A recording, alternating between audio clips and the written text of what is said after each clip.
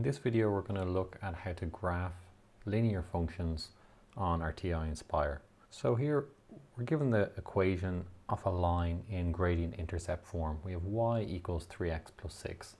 So how do I graph this on my calculator? Well, I just hit the scratch pad button, hit it again a second time, and up pops the graphical display. Now what you see at the top of the graphical display is f1 of x. This is telling us that this is where we can input our first function. That one is just a subscript telling us it's the first function we're going to input.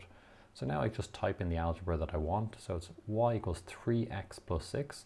So f1 of x is equal to 3x plus 6.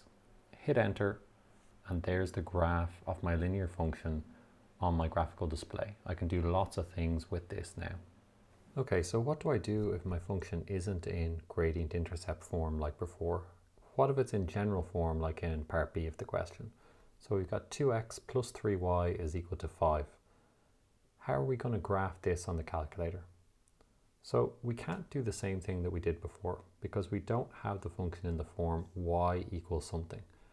We could manipulate the algebra to put it into that form. So for example, we could subtract 2x from both sides. We could then divide both sides by 3 and then tidy up the algebra to get y equals minus 2/3 x plus 5 over 3. However, if we're not super comfortable with our algebra, we can also do this on the calculator, but we have to do it using a different function. So here we go into menu, option number 3, and instead of option number 1, which is function, we want to choose option number 2, which is relation. Okay, so here we can just type in the equation as we see it in general form. So we say 2x plus 3y is equal to 5.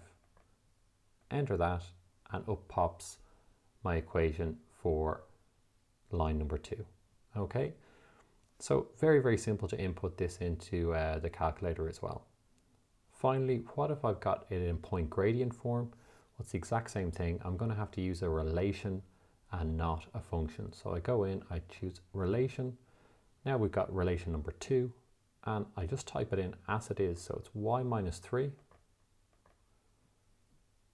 is equal to 3 times x minus 5. Hit enter, and there is my third linear function graphed.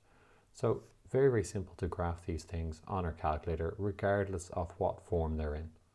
Just remember, the most important aspect of this is that if it's in gradient intercept form, we use a function, but if it's in general form or in point gradient form, we use a relation.